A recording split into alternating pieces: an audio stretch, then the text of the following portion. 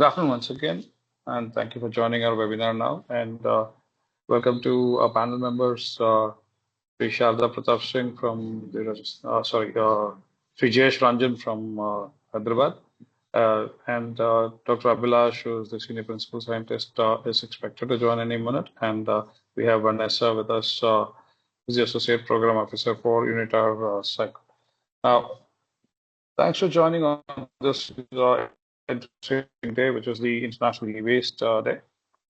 And today,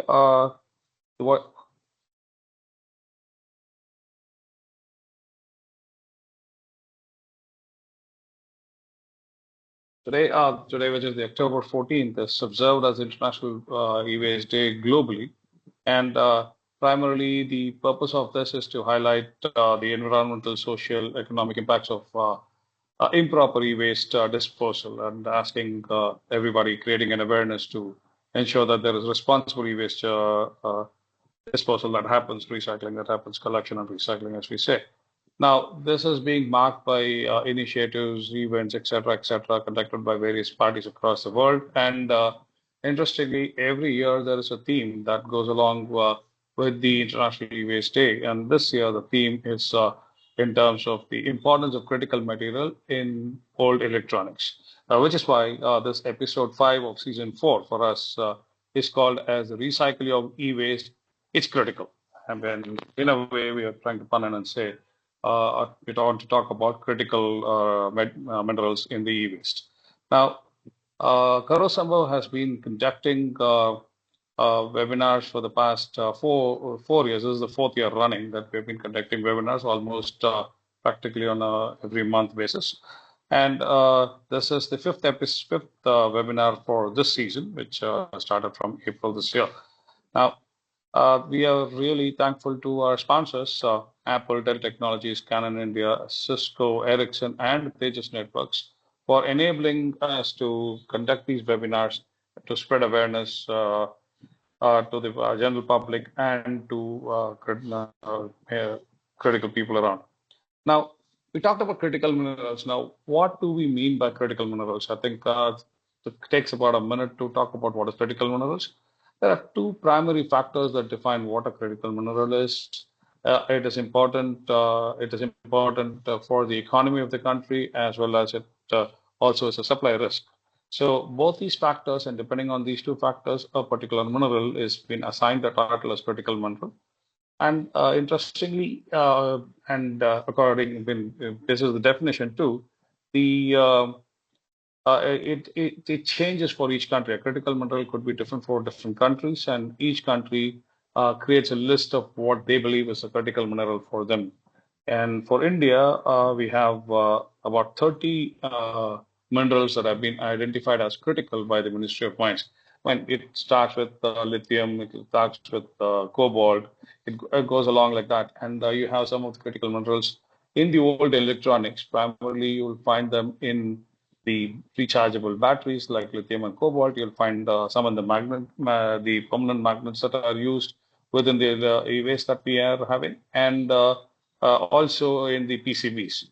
So it is important from a mineral standpoint in order to ensure that flow of these metals, any way that we have that these metals are available inside the e-waste that we are storing in our houses, it is better to bring them out. It is possible to responsibly recycle so that these metals are extracted in the right manner and without polluting the environment. And we are able to use these minerals for production, reuse these minerals, I should say, for the production of newer and newer electronic products that we go out and buy as consumers. Now, what does this webinar do? The webinars essentially bring top minds in the field. Like we have Mr. Jayesh Ranjan from the regulatory side. We have scientists. We have a global authority.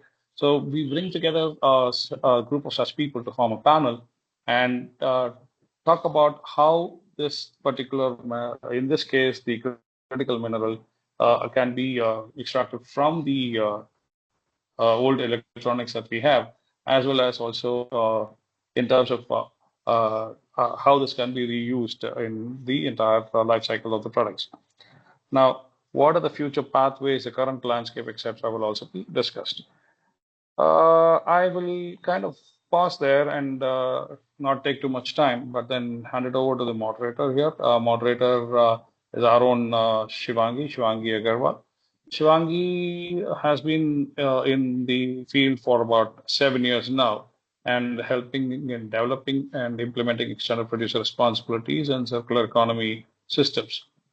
She's been working with global brands like Apple, Ericsson, Medtronic, PepsiCo, and so on both compliance and sustainability.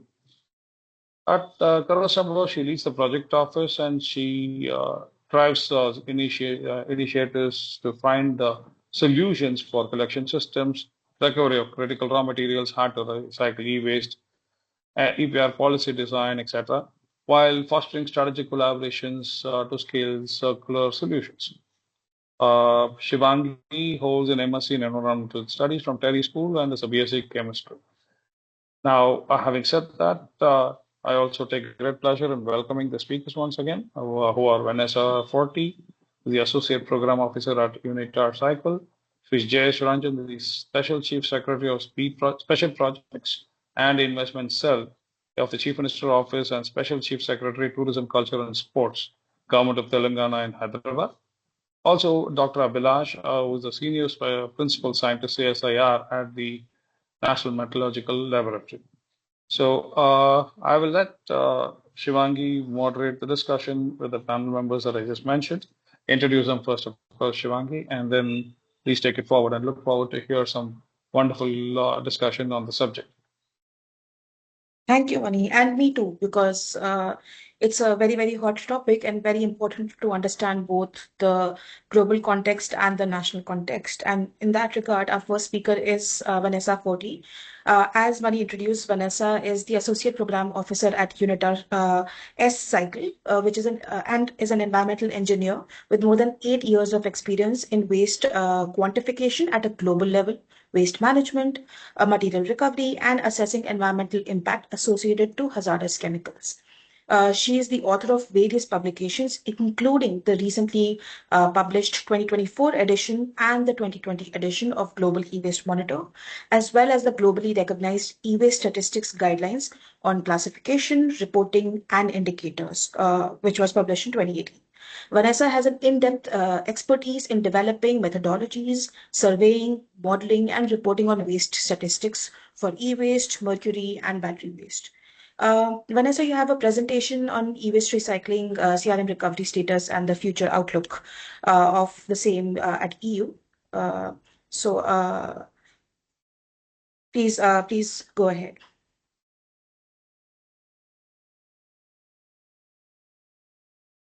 Thank you. Good morning, everyone. I hope you hear me well. Thank you. So thanks a lot for the invitation to Karo Samba. I think this is definitely, as of today is indeed, as you correctly remind, it's the 14th of October. It's International E-Waste Day. It's a good occasion to really remind of the importance of e-waste, of such a waste flow, and on the fact that we must globally treat the e-waste not only as a waste flow, but really start thinking that this is a real resource of critical raw materials. So this is perfectly in line with the topic, season and episode that you have highlighted for this year, International E-Waste Day. And in my presentation, I will give you a general overview of a project that we as UNITAR-SCYCLE together with other partners are carrying out in Europe. So the focus that I will be presenting is Europe 27 plus other 4 countries. But it is, in my view, representative of the entire world, because the study that we have conducted assess the content of critical raw materials that are embedded in electric and electronic products. Then, of course, as the moderator kindly reminded, we have also published the Global E-Waste Monitor, where there are figures also for India, China, or all continents and all countries in the world. And for sure, there are countries in the world that have higher, let's say, quantities in terms of waste generation. and this is directly related to the population of the country. So for sure, India is one of those countries that have a huge, let's say, generation of e-waste directly related to the population, together with other populous countries in the world. So to keep it short, without going into much of many details, here I will be presenting a bit of the method that we have been using in Europe for the calculation of the content of critical raw materials. So what we have done at first, together with several partners, PROs and producers, as well as recyclers, we have assessed the product composition of electronic products. So you see this on the left part of the graph, where we made an analysis of the elements, materials, components that are included in each UNU key. And UNU key is actually a classification that was developed in this harmonized guidelines, international guidelines for e-waste mapping.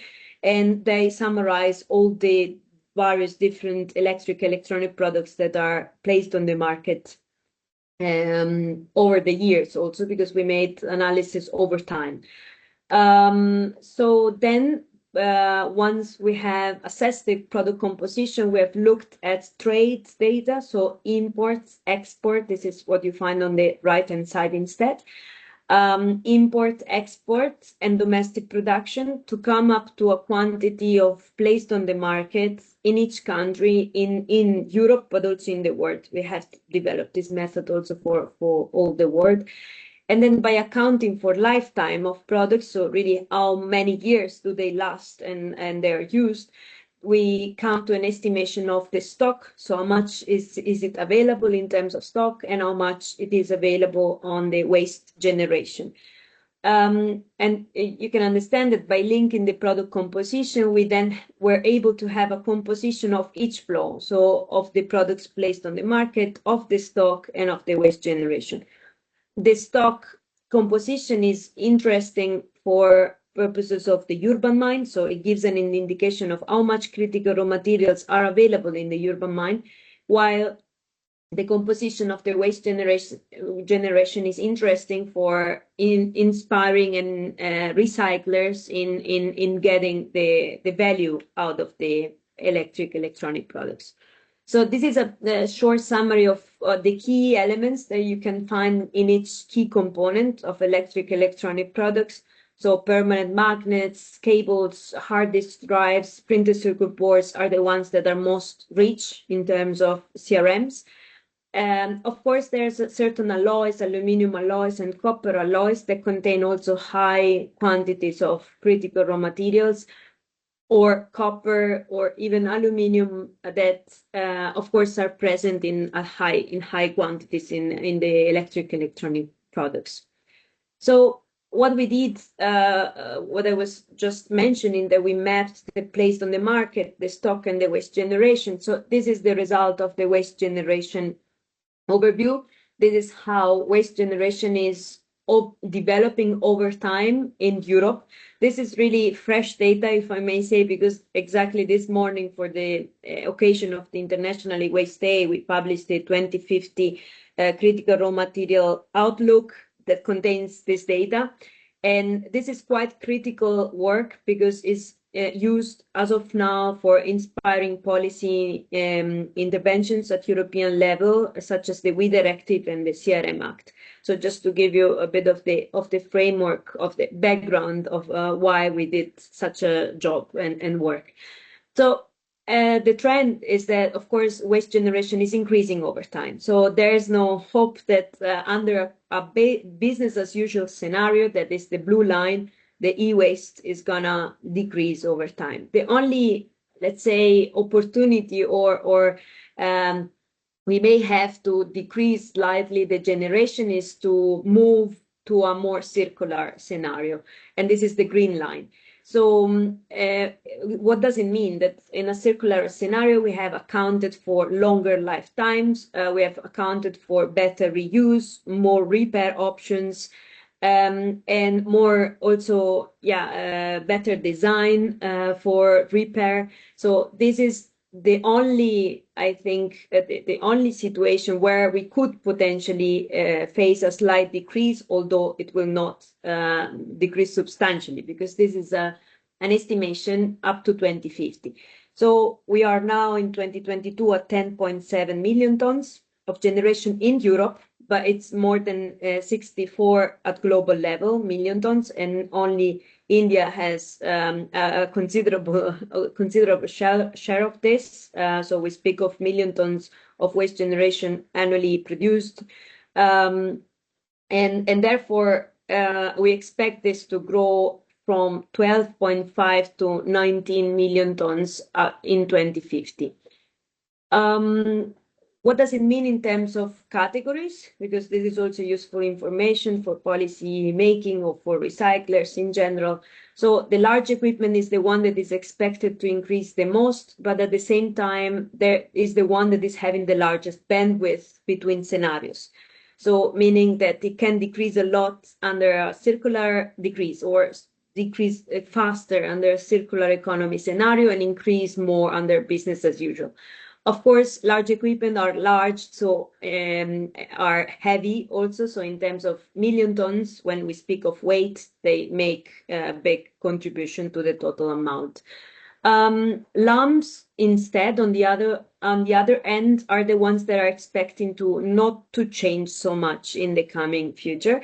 And while PV panels are the ones that are expecting to increase most rapidly. So you see in 2022, there was a generation of 0.15 million tons and is expected to grow in 2050 up to 2.2 million tons.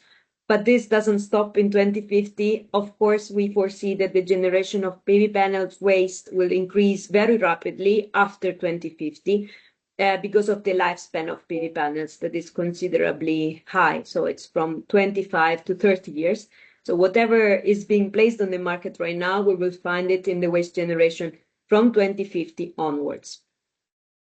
So we also made the ranking. Not sure if this is relevant in this exact webinar, but I can say that at global level, high-income countries are showing that they're generating higher quantities of waste generation compared to developing countries. Although for certain items, such as the ICT devices, the growth for developing countries is much higher compared to high income, because of course there's a certain level of digitalizations that needs to be reached yet, while in other developed countries this has become to is now we are experiencing a saturation level. Very briefly on the waste management, we have accounted for, after knowing how much is generated, our work and job is also to look at how much is formally recycled and formally collected, which means how much is being then recycled or sent to proper recycling facilities. And you see here that only slightly more than half in Europe is being properly collected and managed. This allows a recovery of 0.4 million tons of critical raw materials, but still there is a loss even in the proper recycling, because there's certain materials that cannot be recovered still because of either it is too difficult to recover, or the quantities are too low to make it profitable. But there's also another flow of non-compliantly managed waste, and this still in Europe, but is the case for all other countries in the world. There's a lot of e-waste that is unmapped, so it's undocumented. This means that we don't know what is happening with it. Or there is, in Europe, for example, 3.3 million tons is expected to be recycled in non-formal recycling manners, or it can end up being mixed with residual solid waste, or it can be exported for reuse. I want to flag that there's also an important flow of illegal exports, and this is usually hidden behind the numbers of undocumented or export for reuse maybe in some declarations we find that this is exported to being reused, but in fact this is waste. But this entire flow leads to the non-recovery of critical raw materials, because all this is lost. All the value that is in this waste that is not captured by the system is completely lost. And with it, also all the critical raw materials are then not recovered. So this is just a brief example. The model enables to highlight the numbers per element. This is just an example for neodymium. And we are able to quantify how much neodymium is present in which component and in which category of the waste generation. I would conclude by saying that the entire project idea was to have better data, so to produce better data and to provide this better data to policymakers so that they could produce better policies and therefore better information, and that can lead also to better funding and ultimately to better recovery of secondary raw materials. So this, in part, is what I mentioned before, that this work has inspired the Critical Raw Material Act, Article 26 in Europe, is currently being used in the recast of the EU directive. And in November 2025, you can access the data starting from that month in this link, if you're interested, because the results are public. And of course, the method is expandable outside the EU. I mentioned that the model is available for all countries in the world, but definitely there's a high potential to link this composition and flow analysis to other countries in other continents, so that we could inspire or support the policy developments in other regions in the world. So with this, I would conclude, and I thank you very much, and back over to the moderator. Thanks a lot. Thank you so much, Vanessa, because one aspect, whenever we talk about critical raw materials, one aspect is, of course, the technical aspects of how you can recover and what are the proper processes to do it. Policy is, of course, another aspect, but any of those decisions are absolutely informed by concrete data on what material we're talking about and in what quantums we're talking about. Yeah. I do have one specific question, though, in collation of all of this information throughout the years. What is one data point or one insight that has stood out to you? Yeah, that is definitely there's various. So there's not only one insight that has surprised a lot, because we have been working on this since many years. But what surprises me is really maybe out of this exact work is the big role that circular economy could have in the improving the recovery of critical raw materials, but also in impacting the or lowering a bit the waste generation. Because we have seen with better design, with more longer lifespans, or even by adopting leasing approaches for large household appliances like washing machines in big cities, in buildings, this could really help in decreasing the quantities of waste generation, in making goods more durable. And at the same time, then also leading to better recycling. So this is, I think, the highlight that has surprised me the most compared to past assessments that we have done. Yes. Thank you so much, Vanessa. I think this session gave us a lot of insights, not only from the perspective of course, the European context, but also where Europe is currently at a global scale. And even within Europe, like one of the challenges that you had highlighted was undocumented e-waste, because while we know what's happening with the documented e-waste, it's the undocumented section of it. Even if it's lower than what the global averages are, it's still a big area of concern, because that ultimately creates a black box of information that we don't have. We don't know how much material there is. Thank you so much. Thanks to you. With that, we'll move to our second speaker. There is a slight change in program. Unfortunately, Dr. Abhilash had to change some of his prior commitments, and we will be hearing from him first. And Jayesh sir, if it's okay with you, we would love to hear your thoughts after Dr. Abhilash has gone. Uh, so, introducing Dr. Abhilash, he is a senior principal scientist at NML with expertise in hydrobiomethallurgy, rare earth extraction, waste or e-waste recycling, and environmental biotechnology. He has authored 64 papers, holds 11 patents, developed 10 technologies, and received multiple national and international awards, including Young Scientist Awards and the CSIR-Raman Research Fellowship. Um, Welcome, Dr. Abhilash. Hi, Shivangi. Hi, hi. I So, have some glitch with my PC, so I'm trying to join okay, from a mobile only. okay. I don't have a PPT, as Kirti said me, you don't need a PPT, so I'll be happy if you can ask something, I can definitely give a talk on. We have plenty of questions, Dr. Abhilash. Sometimes we get Okay. lucky because Vanessa pretty much answered all of our questions in her presentation already. Yes, thanks, But we do Vanessa, have a lot because of your questions for graphs you. were really very good, and it was giving me a lot of insights for my questions, if at all they are similar to that which will be coming from Shivangi. So thank you so much for that.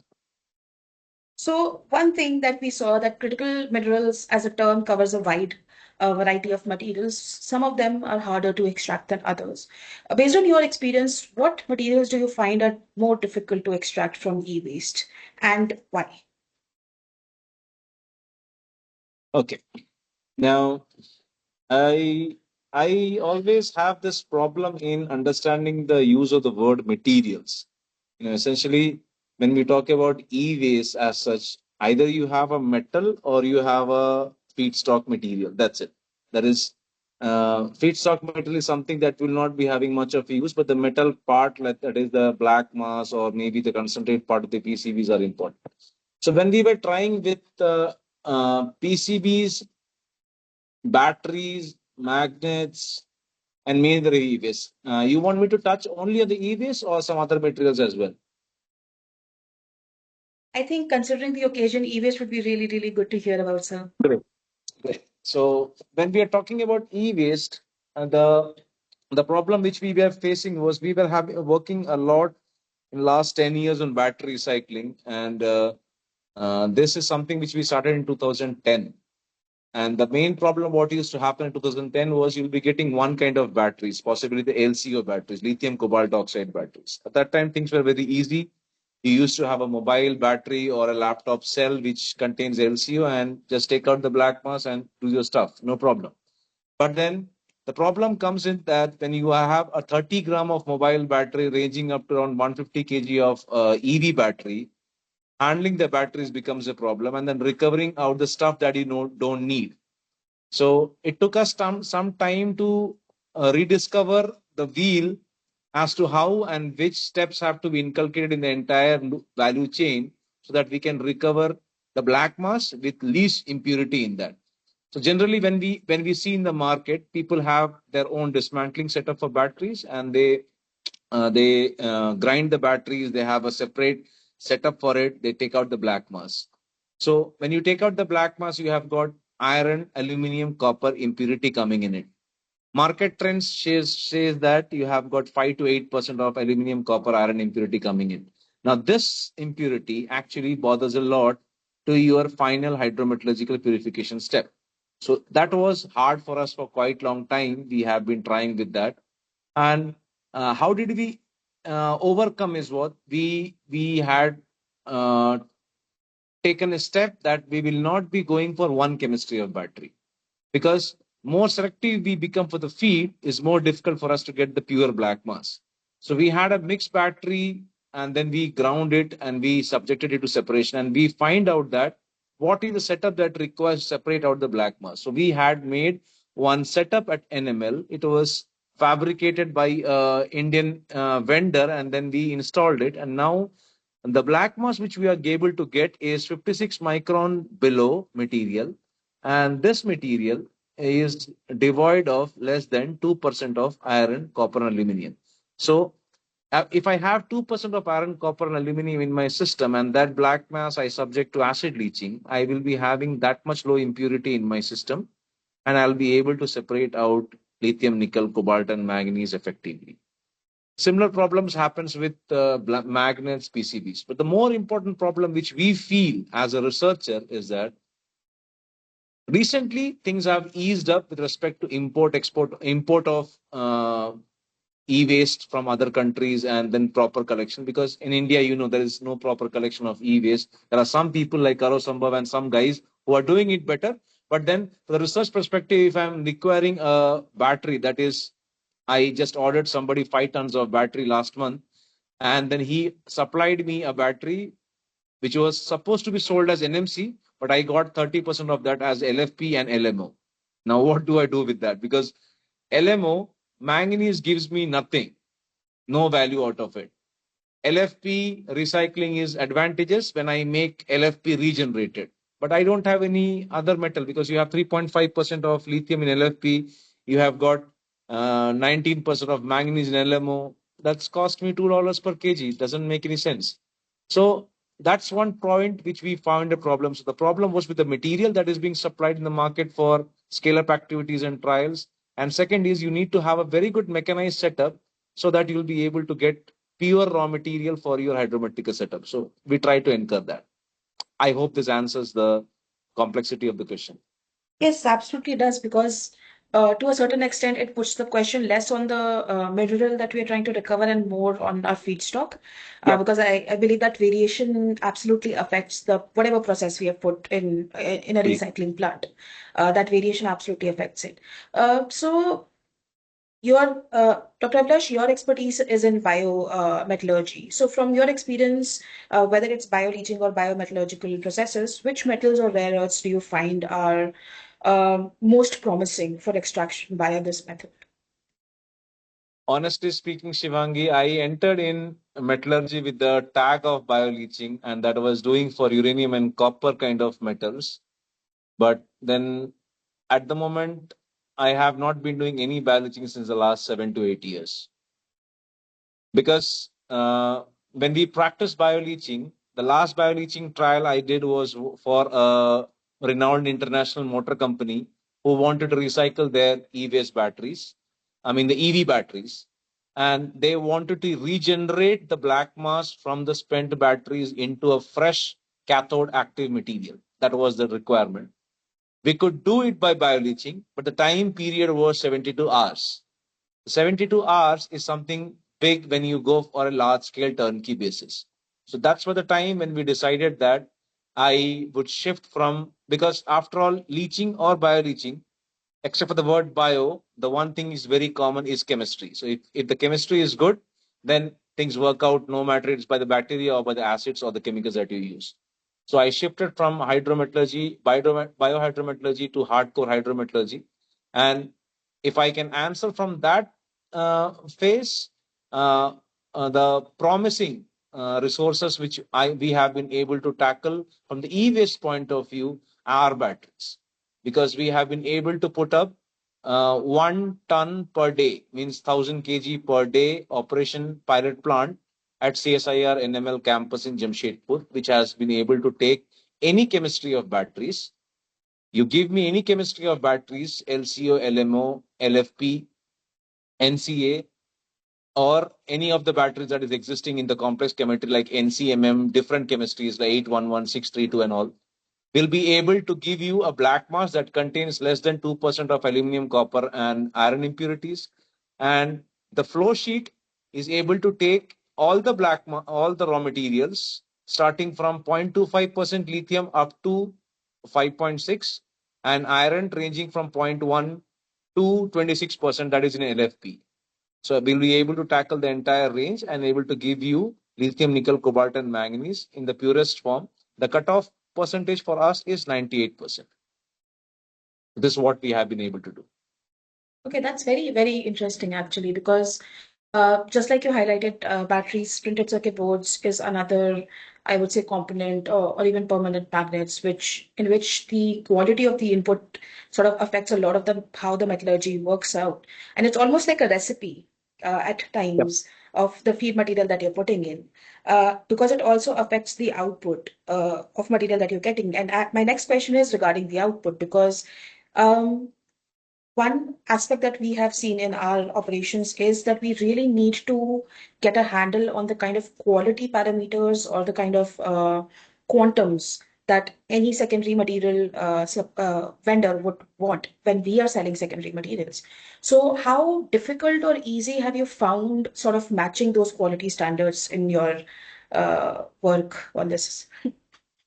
I see you It's laughing. difficult. I mean, honestly Yeah. speaking, it's difficult to match the quality standards because I'll give you a very simple example. I just told you that we have just bought last month 5 tons of batteries for our scale up activities. We are doing a scale up activity of lithium ion battery recycling where we are supposed to make battery grade lithium, nickel, cobalt, and manganese, and that would be subjected to making new batteries. So we are going from battery to battery mode, and we'll be making out new batteries from those cathode active materials that is coming out of the circuit. Now, when I subject my process, subject the process that we have developed here for composite batteries, um, uh, the entire value chain of the people who are working on recycling, or who knows about the complexity in battery recycling, would definitely agree with me that everybody treats manganese as an impurity. So everybody doesn't like LMO cells to be coming in the circuit. Means the lithium manganese oxide material to coming in circuit. So everybody tries their level best to get rid of the manganese. But believe it or not, any mix recycling circuit that you're going to operate in near future as well would be having manganese impurity in your black mass. So my problem came was when I am ordering somebody with NMC and he gives me LMO, but I have to make my pilot plant run because I have to make the kgs of the other metals out. So separating those metals, the impurity metals, was a big problem. So the when we work for BIS in metallurgical standards in BIS, we essentially don't have a battery scrap or a battery material or e-waste kind of standards available because doesn't come in the metallurgical standards. So we possibly Karo Sambhav or somebody can take an initiative to push in this case that we can have to have a scrap metal standards for this, so that a battery standard or a PCB standard can come up. And with that standard, you can have a standard pricing to it. Because you sell me at 120, 140 INR, Indian rupees per kg, and next month you sell me the same material at 180 rupees kg without any standards. So standards here refer to the seller as well as the raw material both. So this is the problem with the current ecosystem, that we are not able to have this process in line. And what is missing is that first thing is quite correct, that we don't have a regulation in place that you need to have this pricing for this raw material. But the other problem is that the people who are selling the material itself don't understand the intricacies about the recycler who is going to adopt it. So it has to be win-win situation. Both you take my money, but you give me a material that is fulfilling some standards and giving me the output that I desire. Every time the profit cannot be from one side. So and then the regulatory body has to ensure that you should be having a checkpoint over here, that this is a raw material. Because I'll tell you one example. I even have the photos, but I am not able to share on the mobile. I got a lot of batteries. I mean, Vanessa would be very excited to hear this, but I got a bag of batteries where literally I got 12 units of lipsticks inside it. It looks like batteries. You know, the lipstick, it looks like batteries. So essentially, the guy who is sorting out this battery for selling it to me is just looking at the shape of the lipstick unit, and it looks like a battery. So he just put it in the bag. And when it came to me, this my worker who was trying to separate out the chemistries of battery was saying, "What do I do with this?" I said, "You can keep it in case you need it for some other affairs, but at the moment we don't need it for the battery recycling." So that's how the situation is. I can even share the pictures of that. And then I was getting the previous candescent lamps you see in the at home 20 years back, and they were mounted with batteries. So sorting of some material that you considered, a seller considered as the perfect choice for selling it to somebody, If you are not maintaining your standards, it becomes a problem for the further R&D or industrial supply chain. So this ecosystem Absolutely. has to be established, and Absolutely. you need to carve out a pathway for it. And it's very important to, like, ultimately my ability to sell the secondary material is what makes the recovery viable versus not viable. Because if I'm not able to sell it consistently, I cannot run my Absolutely. business. Absolutely. Thank you so much, Dr. Abhilash, for taking time out.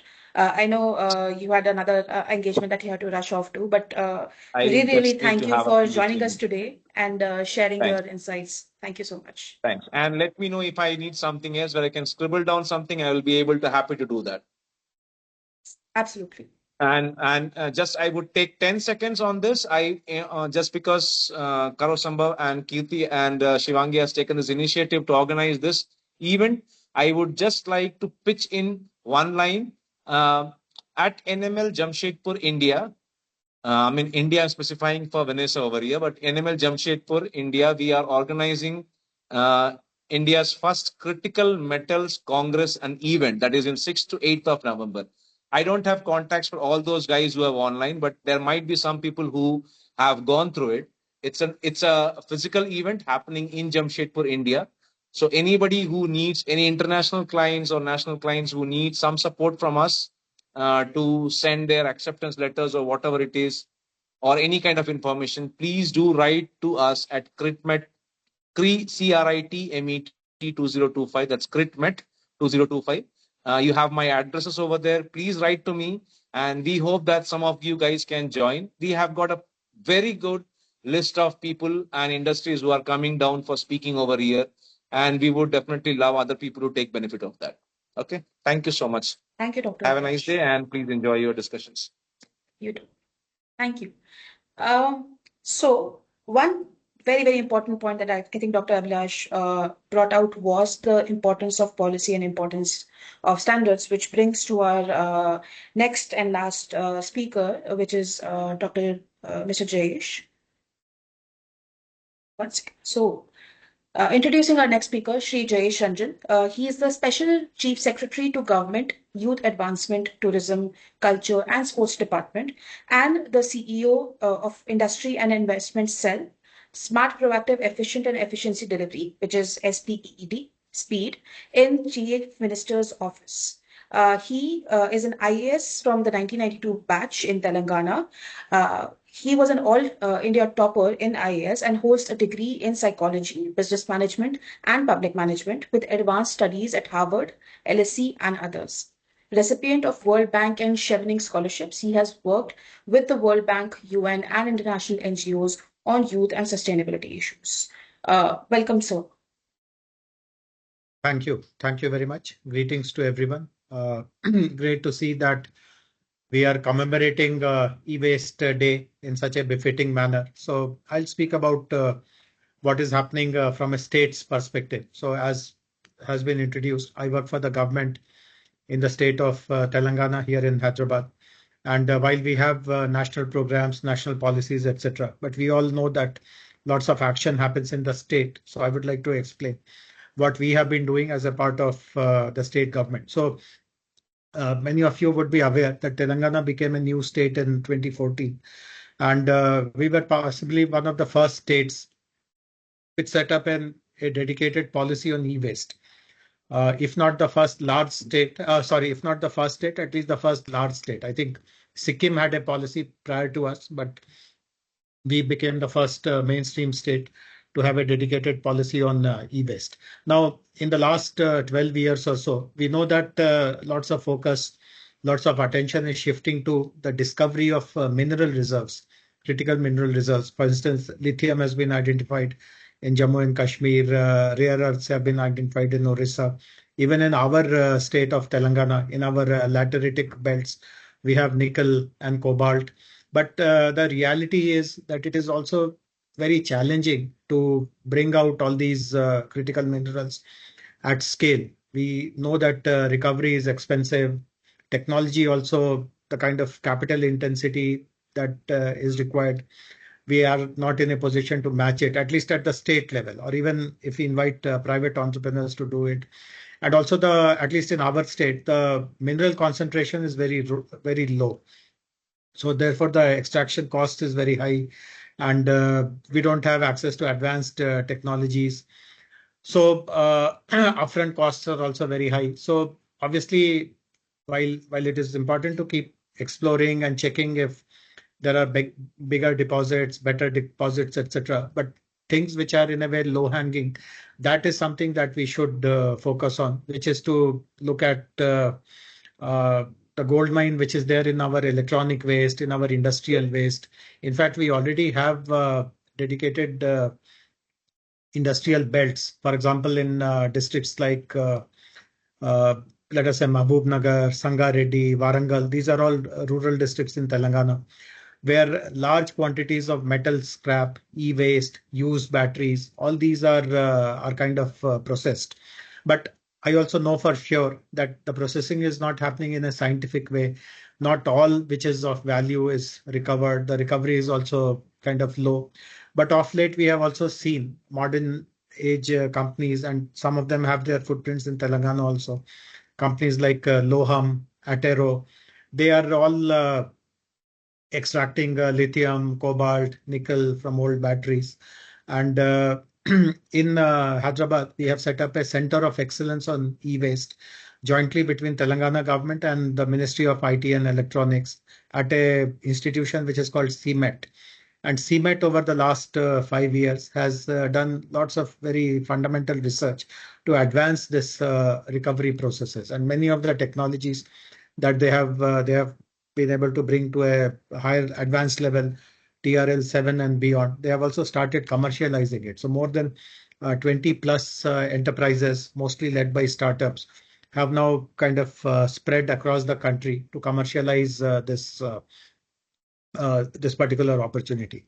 So as I said, the real gold mine is not underground. I mean, it may happen that it comes underground in the future, but currently we need to make recovery economically viable so that all these new enterprises, the benefits of new generation technologies, all these are brought to use. So I can share now something which is very current. As you introduced me, I'm looking after strategically important projects in the Chief Minister's office. One of the things that we are doing is to prepare a vision for the next 22 years, as would be known to most of us. Honorable Prime Minister has given this clarion call that India should become Vikasit Bharat by 2047. And states have also been asked to prepare their own developmental plans and vision. So I'm leading this exercise in Telangana, and the region where Hyderabad is at the center, we call it the core urban region of Telangana. And we have now started preparing the master plan for this core urban region, for which we don't have to wait till 2047 to see results. We are planning to do certain things by 2030, certain other things by 2039, and so on and so forth. So things which we are advancing, or let us say speeding up. One is the systematic collection. We know that we don't have proper collection centers in our cities where enterprises are asked to manage the logistics. For instance, there can be a battery collection center, there can be a e-waste collection center, and we have seen in companies in other countries, for example, in Japan, this is very prevalent, the community collection model, where we offer some small discounts or cash back for returning used batteries. And in CMET, as I mentioned, lots of technologies have been developed and commercialized. One fundamental thing which they do is recovery step by step. So you focus first on those things which brings quick results, because these enterprises also, someone has invested in them, they have put their own capital. So obviously returns are expected. And if you focus on those items where the recovery is easier, the returns are better. Similarly, as I mentioned, there are certain industrial belts in the state where already processing of electronic waste, electronic scrap, etc. is happening. Can we set up modern hydrometallurgical units in these parks where already people are used to this kind of work, may not be with the latest technologies, advanced technologies, etc. So we want to set up, again, by upgrading some of these entrepreneurs who are doing slightly older generation technology based activities to extract copper and nickel from the scrap, which are of course easier which are more profitable, and then possibly to expand to lithium and rare earth recovery as capacity builds. So we are also thinking of setting up one critical mineral park. In fact, a few months ago, we had visited a province in Japan, which is called Kita-Kyushu, which has a eco park where they claim that so this is possibly the best demonstration of a circular economy park. They showed to us that they have 35 units in that park where everything which is so-called waste is brought into recycling and reuse, including electronic waste, etc. So we have decided to partner with Kita-Kyushu Eco Park, and with their help, we want to set up one critical mineral park here, where land, power, effluent systems are provided by the government, so that the cost on a private entrepreneur comes down. So all this vision, we have broken up into time horizons. So within the next 2 years, our goal is to start 2 or 3 urban collection pilots and one recycling park. In the next 5 years, have at least 1 or 2 full-fledged hydrometallurgical recycling plants in some of these industrial corridors, in partnership with Kita-Kyushu's Eco-Town. And then possibly in the next 10 years, hope that Telangana becomes, at least if not for the whole country, at least for the South, it becomes South India's processing and recycling hub, and it supplies lithium, cobalt, copper to EV and electronics manufacturers. So urban mining is something, as Vanessa also pointed out, and possibly other speakers also will resonate with this idea. These are the backbone of our electric vehicles, our solar panels, our electronics, defense systems, and there is an element of making the country self-sufficient also. So possibly looking at these kind of opportunities, we can showcase a very strong template here in our state, and possibly something which can be replicated in the rest of the country. So this is how we have approached this whole issue of electronic waste, a partnership model in which the national government, the state government, research institutions, startups, people who are already part of this industry in a traditional way. How do you kind of international collaborators? How do you, as a government, bring everyone on a common platform and deliver what possibly the whole society and the country requires at this point in time? Thank you so much, sir. I do have a question. Since you mentioned CMET, how do you think there has been an increase in the amount of technology transfer that is happening from research academia to these entrepreneurs? How quickly are these technology transfers happening? New entrepreneurs coming up, taking these technologies and scaling them up. And my secondary question to that, if there are any challenges that you see, what are those challenges in this transfer? Yeah, so I mean, things look pretty positive and optimistic to me at this point in time, because if I look back at CMET's own examples or experiences in the last 3-4 years, they have been very successful. 12 of their technologies have been lapped up by 20 entrepreneurs. In fact, they had called for applications and there was far more response, but they selected 20 based on their track record, their familiarity with this technology, their ability to raise funds, etc. Unfortunately, not just in India, but the world over, circular economy focused startups are finding much more traction than a conventional, B2B or internet based or hyper local kind of startups. So this is again an area where lots of talent is being driven into, because they find big opportunity, untapped opportunity, not too much of competition in the market, good sources of funding which is available. In fact, many funds have a very strong ESG mandate. They would prefer their funds to go completely into these kind of areas. So fundraising is not a challenge. Governments are also realizing, of course, I won't say that all 28 states are kind of progressing at the same pace, at the same level. But I know for sure that while we are doing impressive things in Telangana, there are 8 to 10 other states also where circular economy, circular matters are being put on the center stage. So, in my opinion, looking at the experiences of the last 3-4 years, it's a good time to be an entrepreneur in this space. Absolutely, sir. And sir, that is where the idea of being a thought leader in this space comes in. For even if all states are not progressing at the same speed, even if one state is able to take that initiative and do some efforts, someone else can maybe see that, replicate it, maybe improve on it a little bit. And that's how we make these small incremental improvements over time. And that is how the problem is going to be solved, because it's a very, very complex problem. Absolutely.